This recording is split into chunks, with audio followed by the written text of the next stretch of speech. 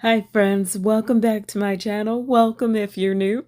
Today we are live swatching the Zoya's Toasty collection and it is currently available at Beyond Polish and you still save 10% with my code NannyCentric. So if you enjoy live swatches, go ahead and hit the subscribe button and the notification bell so that you never miss an upload. I'll go ahead and try to remember to link where you can find the collection on sale down below. So it is almost April, which means I really need to catch up on all of my Zoya purchases and swatching them because it's almost Earth Day. And I'm gonna jump right in to Abigail, description and everything, and then we'll talk some more about why. So Abigail is described as a medium elephant gray with cool undertones and a full coverage cream formula. So I was able to get full coverage in just 2 coats, and I liked it better in just 1 coat. I feel like once I got to 2 coats, the cool undertones came out very strongly and it kind of just looked odd on me. And like, I will admit, it was not my favorite polish of the collection, which is weird for me. I never trash talk polishes or brands on my channel, but this one just, it did not look great on me in 2 coats, and I felt some type of way about that. But I got over it pretty quickly because I loved all of the other polishes in the collection. I just don't think grays with cool undertones are particularly good for me as far as polishes go, but I am going to keep it and probably use it in some nail art. Now, as for that whole April thing I was talking about, Earth Day means that Zoya usually allows you the opportunity to go ahead and send in your old polishes to be disposed of responsibly. And I love that because it usually comes with a sale. And speaking of sale, we've got Crystal. Crystal kind of redeemed my feelings on the collection immediately. It's a muted gray mulberry with warm undertones and a full coverage cream formula. So, full coverage cream formula is what I'm looking for, but the warm undertones immediately made me feel better about this purchase because I grabbed the whole collection for like $41 and some change.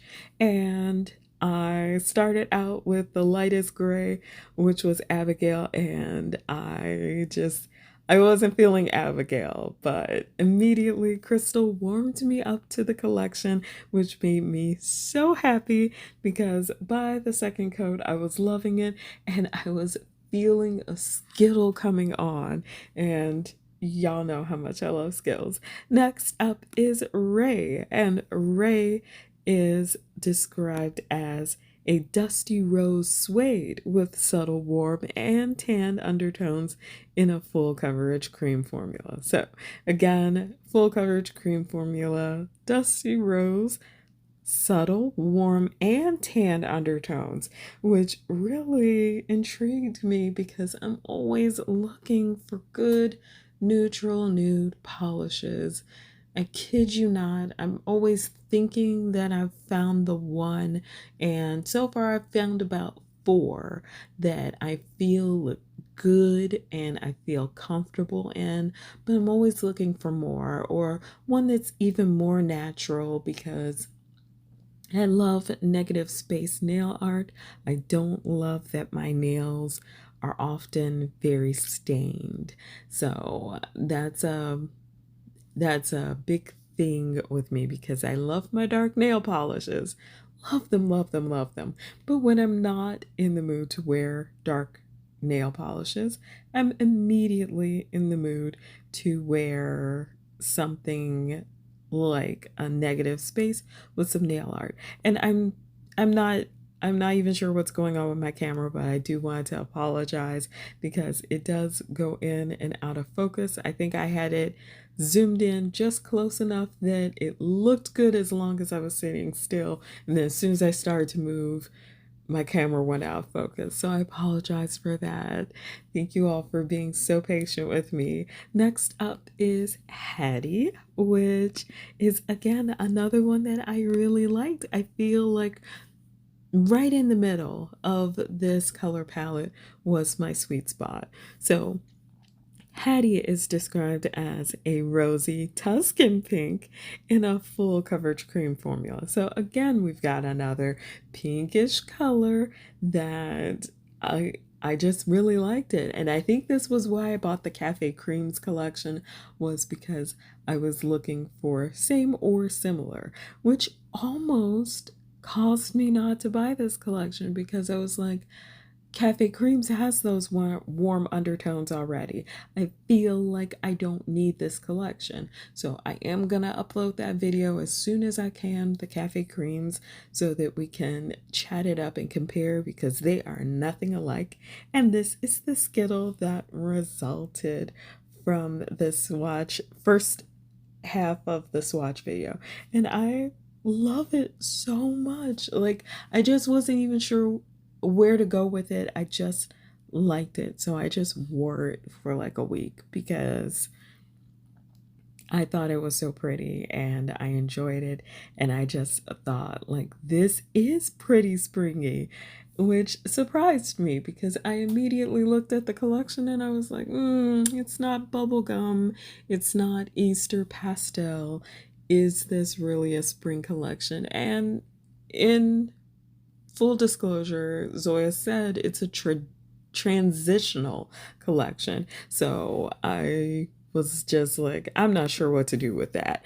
But I went ahead and grabbed it because, you know, I have let collections pass me by before and then turned around, tried to purchase them later, and they were sold out. Not looking at you, China Glaze and Hello Sugar Collection.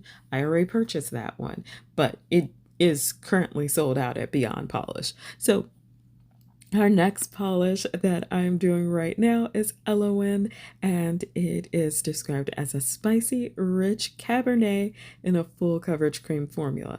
Now, I know that first coat looks really rough, y'all, but bear with me. I have a method to my madness. So when I'm dealing with darker polishes, I do not like to get too close to my cuticle area. I actually apply a much thinner first coat just for the fact that I don't want it to get really nice and close to my cuticle area where I can have a problem later where it just goes like underneath my cuticle. So keeping that in mind and being quite aware of that being an issue, I'm super careful with my darker polishes.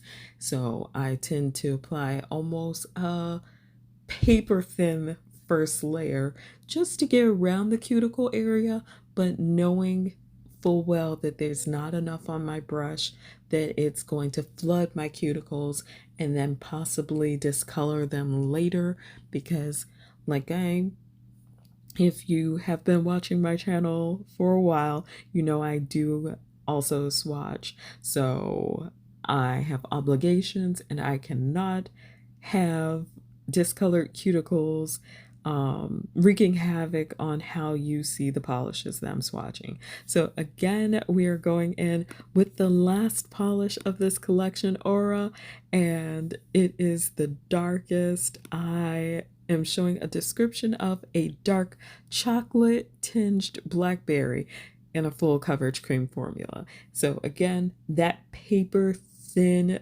coat, first coat, so that I can be absolutely sure that I'm not flooding my brush with polish that's going to slide all up underneath my cuticles and into my sidewall and create discolored skin around my nail bed. So I felt really happy with the application because it was pretty easy to just like, lightly float my cleanup brush with some acetone around my cuticles to remove any jagged edges. But overall, I didn't have that issue of flooding into my sidewalls and discoloring my cuticles.